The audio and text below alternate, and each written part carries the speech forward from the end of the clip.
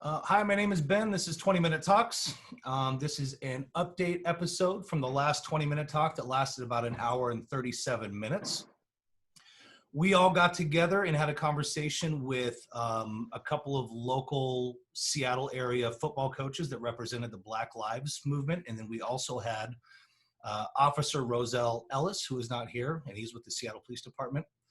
And then we also had Union President Mike Solon, who was with us, and that talk was amazing.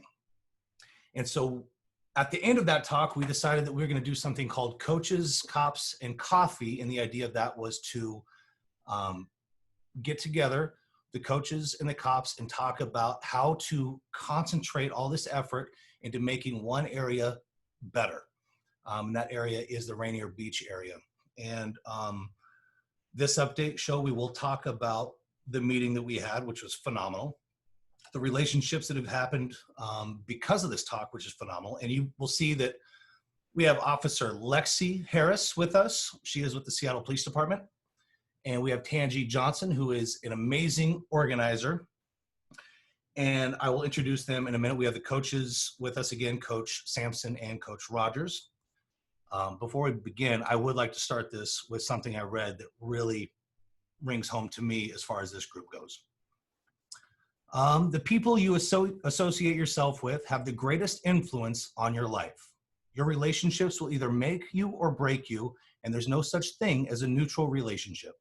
People either inspire you to greatness or pull you into the gutter. It's that simple. No one fails alone, and no one succeeds alone. Why that's important is because I could not be more impressed meeting you guys and getting to know you in the past few months. And if it is any indication what the world and every individual is capable of, I think this group of people concentrated on affecting one area positively will do nothing but great things. And I think if we can just start that at that one area and let it move outward, I'm really excited about it. So with no further ado, I have Coach Sampson, who is at the bottom left of your screen. He coaches the Rainier Beach football team. Coach Jonathan Rogers, who is below me, he coaches the Seattle Prep team. I got that correct this time. He is also a teacher. In the orange, I've got Tangi Johnson. The reason she's with us is she is in her youth, which is not that long ago. She was a civil rights organizer. She joined the military. She was on American Gladiators. And she also has spent most of her life either fitness competitions or she's been a fitness coach, and both of those at the same time. Lexi Harris is how long have you been a member of Seattle PD? About 4 years. 4 years. And I know I can vouch for Lexi as to being one that got into being a police officer for the exact reasons that you would hope and wish that every cop got into it for. And I think that everyone in this group can vouch for that also. So what I want to start with is where we left off. We were all going to get together for Coaches, Cops, and Coffee. We ended up getting, because of COVID, we actually met down at the Safeway in Rainier Beach. We were in the parking lot. We met for an hour and a half. We had a couple other cops. I had a good buddy of mine who was one of the defensive tactics trainers, Clint Radovich. She was there. I got to throw him out there. Had the coaches there. And we talked for an hour and a half about just about everything. And the thing that struck me about Rainier Beach, and specifically Coach Sampson, is Coach Sampson knew everybody. He knew old people, young people. He knew students.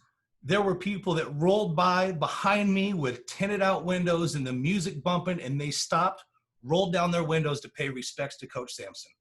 And that is one thing that gave me a lot of hope moving forward, because the impact that just him alone has made on that one area, man, if we could all team together and make that area better. So Coach Sampson, I don't know if I've told you that personally, but I drove away from there really impressed with you as a man, as a human being, and as a coach. And everyone in that community loves you and respects you. And that was really eye-opening for me. Thank you, appreciate it. And so that talk left there, everyone was excited. Everyone was willing to get together and talk about the steps moving forward. We talked about officers going to football practices. We talked about how we can get some of the leadership, these coaches talking to the cops about how their ideas on to make the community better. And so I kind of want to shut up and I want to talk about your guys' impressions of the first talk. Coach Rogers, Coach Sampson, maybe even your thoughts before the last phone call about maybe some hesitation or reservations that you had and maybe some changed perceptions. Lexi, obviously, how it's made you feel knowing that people want to reach out and be a part. And then Tangi, who came into a meeting so much more professional than we were prepared to be, and maybe some directions that you see going forward because you having the most organization experience among us. So I'll start with you, Coach Rogers. What are some changed perceptions, or what do you think now versus what you thought beforehand? First of all, I thought you liked me, but then you're going to start with me, so I don't know if you like me anymore. Just get out of the way, bud. You're throwing me under the bus here. I think that I think probably the biggest change in perception that I've had in this journey that we've kind of gone through is just like our ability to have an effect and our ability to come together and work together. And I won't lie, I was starting to be in a place of resentment over some of the things that have happened in different communities and experiences in life. And also starting to get to a place where thinking that maybe, as a teacher, this is not a good place to be, but I was getting there, that maybe educating and sharing ideas with people, it doesn't matter. I'm thinking people already know, and they're behaving in this negative way, or they're not listening to these people's pain, or they're not looking at their community with the same eyes. And I realized in this, and I've come to realize in this conversations and groups we've been going in, that how much the education does matter, and how much the conversations and the interactions and the people who want to know are out there, and that we can't get quiet, that we can't not work together if we really care. And I appreciate Coach Sampson so much. We've had this conversation so many times over this tough spring. If we really care about the community, then we got to go. We got to do something better, even if it doesn't work. And we can't get resentful, and we can't get like behind walls, right? So then I'm in that kind of a feeling. And then as we've started, conversations 2 and 3, 4 and 5 turn into 5 and 6. And it's like, man, this is actually a good experience. This is a positive thing. This is actually something I'm not looking to get out of, but rather something I'm looking to get into more and more often. And so I think that's probably the number one thing that I've learned, is that this conversation does matter, and like educating people and people being able to share thoughts and ask questions and provide perspective, I think actually is like really a tangible benefit. Second thing, obviously, that we all know is true, but Roselle Ellis is an amazing officer. He was out, with our code restrictions. We were at one time when he was able to come out to a practice and a workout, and what he was able to do within a few minutes, and what that relationship was. And he's, I wish he was here to articulate it, the amount of anxiety as we started to interact, players, coach, and cop, right, are starting to interact was really high. And as Officer Ellis said, right, well, we got to do brave things if we want to have a better community. So that's why he was out there, and he just did a great job. So that's the second thing, Officer Ellis coming out to practice, that's like putting his feet where his mouth is. And I think that that's really cool, that like he said, okay, I'm going to do this, I'm going to support this. And then he's there at practice as soon as he could be. And that was really good for him, myself, and our players. So the last thing I would say is I think that this conversation, one of the best things is it's just opened up perspectives for people to ask for help, and people to like feel like there's a place of where you're growing to. So when things that are negatively happening, we are starting to see them as an opportunity to have conversations to help both sides understand. So those would be about the 3 things that I feel like I've gained from this group. Coach Sampson, what do you think? When I first got the opportunity to do it, I mean, I was all for it. You know what I'm saying? What's going on in the world with George Floyd killing? I was like, and I have the voice opportunity to talk and work with cops, and versus me being a community leader and be resentful for the cops. I was like, hey, it's an opportunity to get together with some cops, talk about what I need in my community, and figure out what can I do to help my community so it doesn't happen in Seattle. I have young men, young boys, I have young daughters, and I coach young men, black male all day, every day life coach for those guys. I want those guys to understand, like, hey, and you guys understand that officers, that we are human outside of our uniforms and our skin. A lot of it is our community looks at officers as cops, and some officers look at our guys as black guys, versus it just being human, where we can just find out a way to get along. So I was like, hey, I called Coach Rogers. Coach Rogers like, man, I don't know about all that.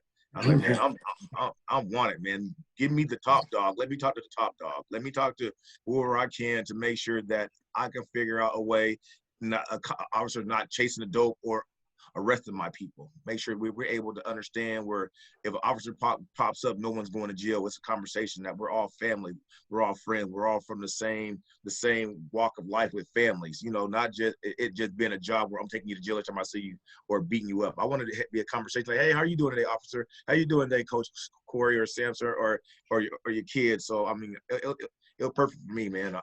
I jumped in it. I won it. I love the meetings. I think COVID slowed us down a little bit. That's why I sent a text message like, hey, let's have a meeting. You know what I'm saying? Because I want this to go from me to another adult that's a leader, and then 20, 30 cops come in, and we can sit down and discuss this issue and talk about it, and how can we all get along without it being a cop comes around and it's like, we hate you guys and all that type of stuff. I don't want that to happen, because I want you guys to protect the people in my community. I don't know if you guys know or not, but I had 2 of my football players killed within the last 6 months in 2 unsolved murders. So, it's sad, because I don't want any of my kids to die again. I'm saying my kids of my community, that's all. So, the opportunity for me to build a relationship where kids are open to talk to officers, open to talk to adults. Because, as of right now, it's in South Seattle, there's a lot of problems going on within each other, not with the officer, but within each other on top of the officer. So there's a lot of things that are going unsolved. Before I move on, I want to ask the coaches real quick. You guys have already known Roselle Ellis, and the reason, Officer Roselle, the reason is he's worked in the school district with you guys, and it matters a little bit, right? He's a big black man, and so he can have that effect of feeling he's got his feet in 2 different waters seemingly, and he really bridges that gap really well. What I want to ask the coaches is, has your perception changed? Has meeting Lexi and already knowing Officer Roselle, does that make you more hopeful that there's cops out there that are so willing to come down and to be not police different, but be a part of the community alongside of you guys? And is that like meeting somebody like Lexi, who's been so energized in making it what it is? How has that changed your perception? It's been great with Lexi. I mean, Lexi, I don't even see her as officer. I've never seen her in her uniform yet, but I know she's an officer, and just knowing her as a person, as a human being, I know she's tough-minded. She's willing to work and willing to, to build and to send this bridge, this gap that we have. So, I mean, I'm good with it. I want to meet more officers like Lexi, and male officers, more Caucasian officers to come in as well. So, when they come to our community, it's not just a big black guy. Now we have white officers coming in, so our kids are not scared, like, oh, really? So that's what I'm looking forward to seeing now. You know what I'm saying? So it's been great. Lexi's great. Y'all. I agree with. Wait. Go ahead, Coach Rogers. He froze. Go ahead, Coach Rogers. I think he froze. So shy. I think. Can y'all hear me now? Yeah, we got it for a minute. Okay. Okay. I think I echo what Coach says, and I think Lexi's done a great job. One, you could tell her passion for the community, and that like she's provided us some insight and perspective to how to message things, where how we can help officers to understand and grow to a situation where when we're interacting, that there is this warmthness, that we're making these deposits, that like an officer, something that's coming in the community to help me and really build a bridge that's tough, and I really appreciate Lexi a lot for like being willing to be a bricklayer in that bridge and help move this conversation to more officers and help officers get what they want and her perspective of what they need. Okay. For us, from us. Right. So Lexi, what's it been like for you as a friend of yours? I know everything that's been going on in Seattle. You're right down there at the front lines. you go to work all day, you do all that stuff, you come back and you still want to do this. Like this seems like the most important thing that you've always wanted to do. What are some things that you've noticed in maybe yourself from the beginning of this to now, and how has talk about how some of the other police officers are responding to this kind of outreach? Sure. Well, first, thank you guys for your kind words. I feel like I've learned so much, and really, honestly, like it's been a huge mental health boost for me to be able to meet with you guys and have that willingness to have the back and forth and the really constructive conversations. As Ben said, I've been on the front line of all this. And, I was talking to a friend of mine today. There was certainly different areas of the city that experienced different things. But where I was at, there was quite a bit of hate and animosity and literal objects being thrown, et cetera. And I just had this overwhelming feeling that I wanted to be meeting with people who were actually stakeholders in the community, because I was sure that there was people out there that were willing to sit down with us and have some constructive conversations. And I'm very, very glad that I found you two, because it proved that to me. And that was a huge mental health boost for me, just knowing that there wasn't just animosity and hate, and that there's people willing to sit down and have tough conversations and have conversations where there was a true back and forth.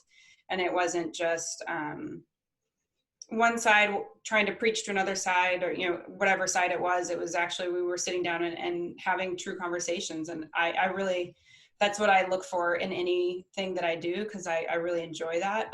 But you guys have really I think kept me going as being a Seattle police officer, not wanting to leave like so many other people are doing right now. So you really have meant quite a bit to me, and I hope you know that. And as far as other officers, I've talked to quite a few different people, sort of always bringing you guys into the conversation. And I've gotten, anybody I've talked to about it is extremely excited, to the point of, I see a future where we can bring you in to talk to some of our newer recruits and really give them some perspective on, what it's like from your side, or, how your kids see us and what we can do differently to bridge a gap. And I think there's a lot of exciting things to come in the coming years as we work forward on this. And, I'm sure, as you guys know, working within schools, sometimes bureaucracy can make things a little slower than we would like, but I'm kind of like, let's just do it until they tell me to stop, right?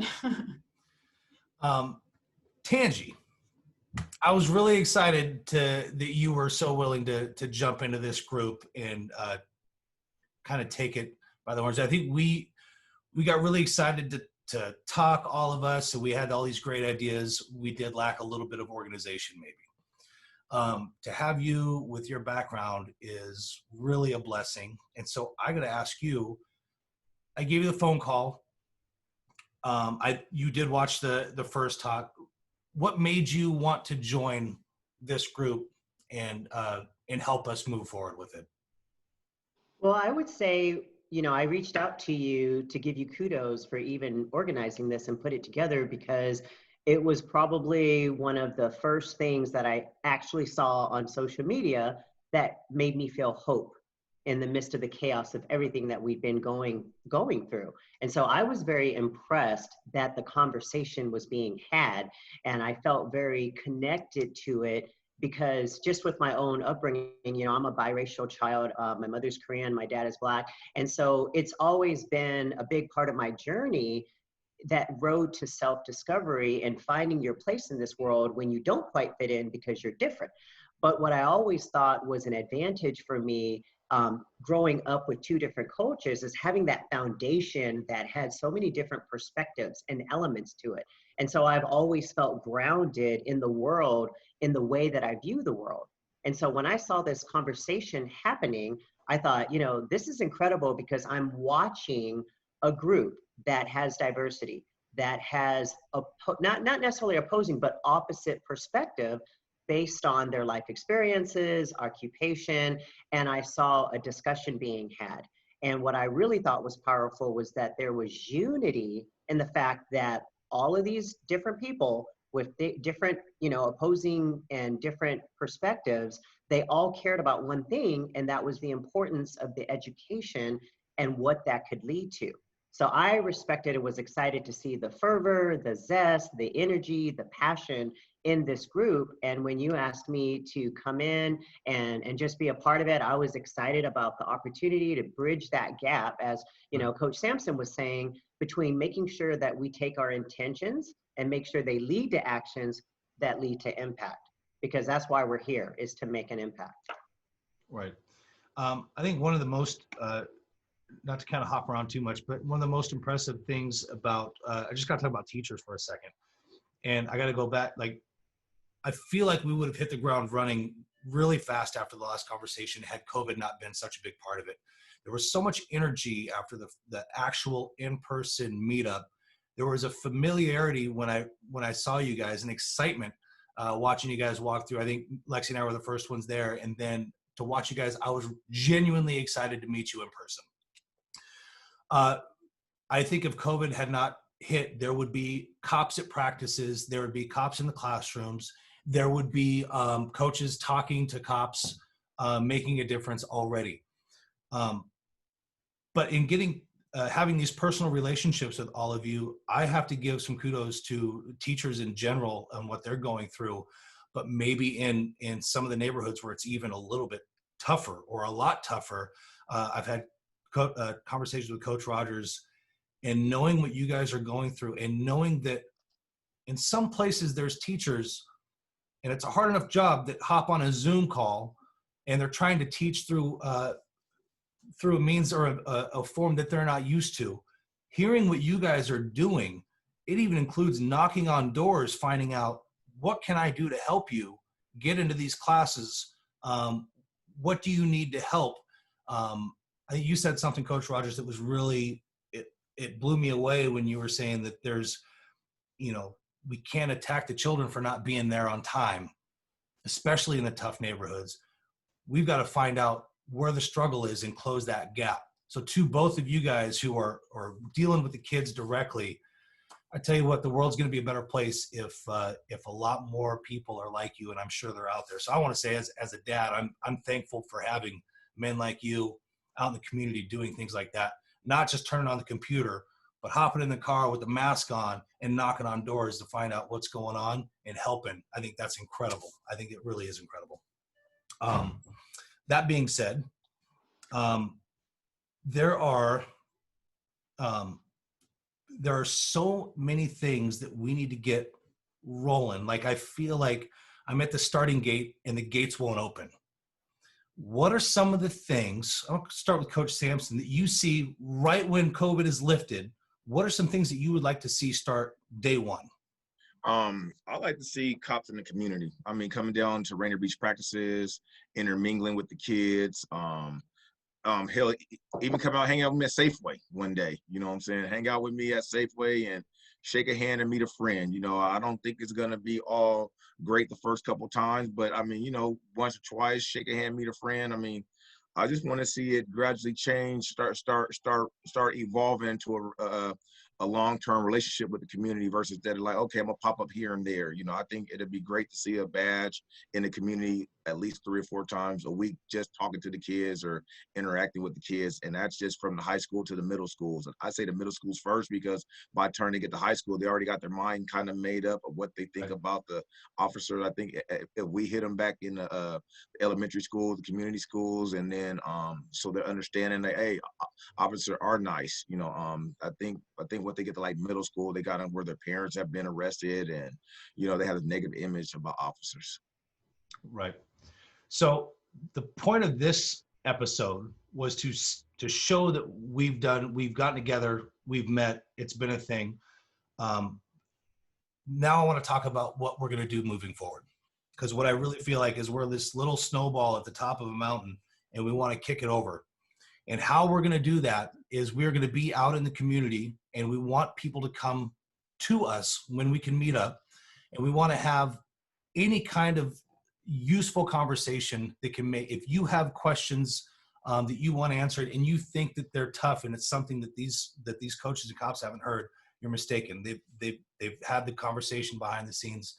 But moving forward on the Zoom platform, we're going to have people come on that maybe have some questions that they want answered. We all get along now, so we're not going to put each other to the fire too much, but we will get people that will put everyone to the fire, and we want to welcome that and have members of the community come on with tough questions, maybe different ideas.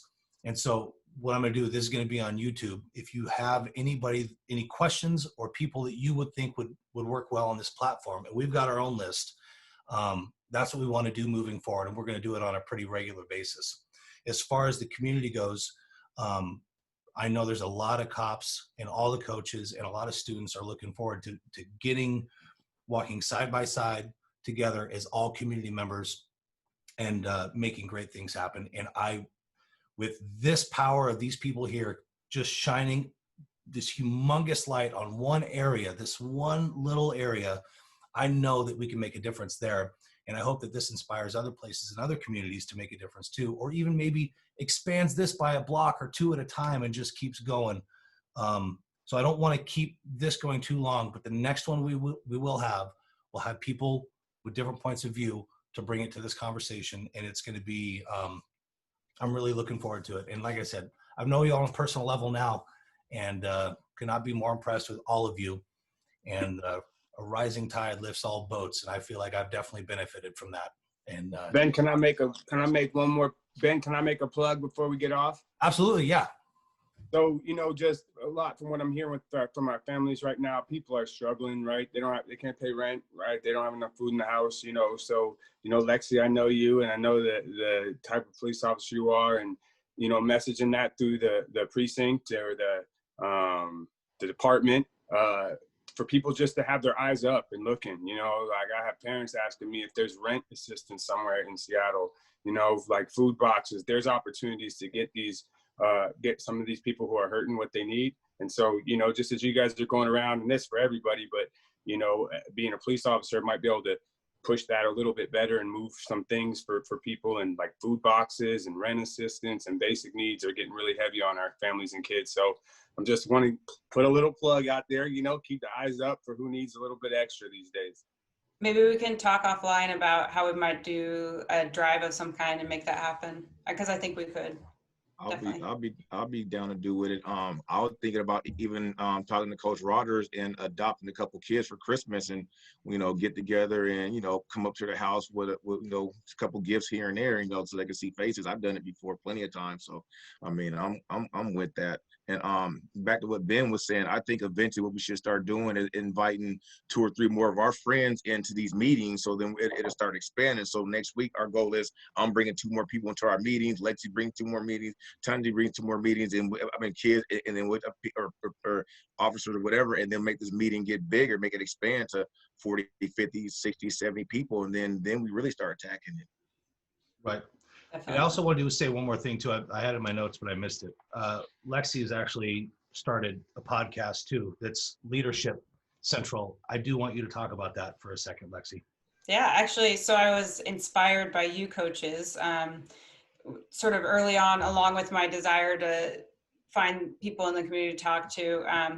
I'm definitely the type of person that's like, I can't just sit back and wait for somebody else to fix it. Like I have to put some work towards fixing things myself or doing something.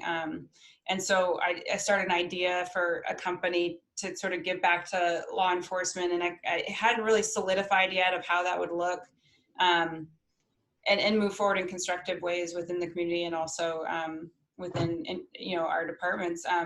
And after I met with you guys and having some discussions with people in the department, it really came down to me to be leadership. Because all these other things that we have that we want to get going, whether it be like physical fitness or training or, mental health, it just doesn't happen unless you have strong leaders that are willing to make space for it. So the company slowly started to really focus on that. And the conversation I had with Tanji too really helped solidify that. So my old patrol partner, Callie Hinsman, who's an amazing person, we're partnering on that.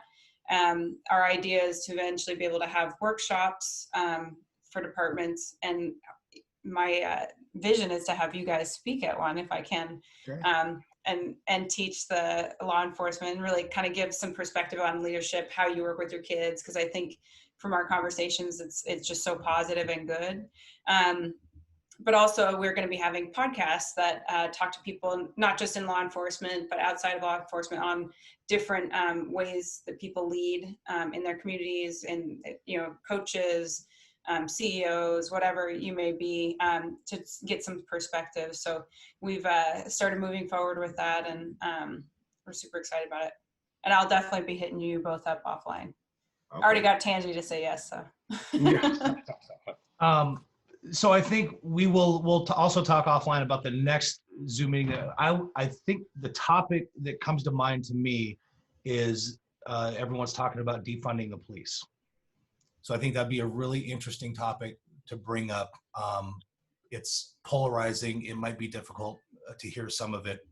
And I think that's exactly what we need, especially since that's what's going on right now. And I would like to hear some people with some reasons why, and have maybe Lexi talk about the other point of view. I think it's a point of view we all share anyway. But before I sign out, once again, thank you guys so much. I feel like I got lucky through almost 6 degrees of separation to know all of you, and feel really grateful to have you guys on this this talk with me and moving forward. Mm-hmm. So that wraps it up. Please, if you know any of us personally and have any ideas, hit us up. You can always leave a comment here on the YouTube and we will see it and respond. We are way open to ideas. This is just our way of opening up to the entire community. And we're pretty much, as you can tell, open to do just about anything to help. So thank you guys very much. And thanks, Ben. We'll see you guys very soon. Thank you guys. Thanks, Ben. Tanzi, next time. Folks. Thanks, guys. Good to see you.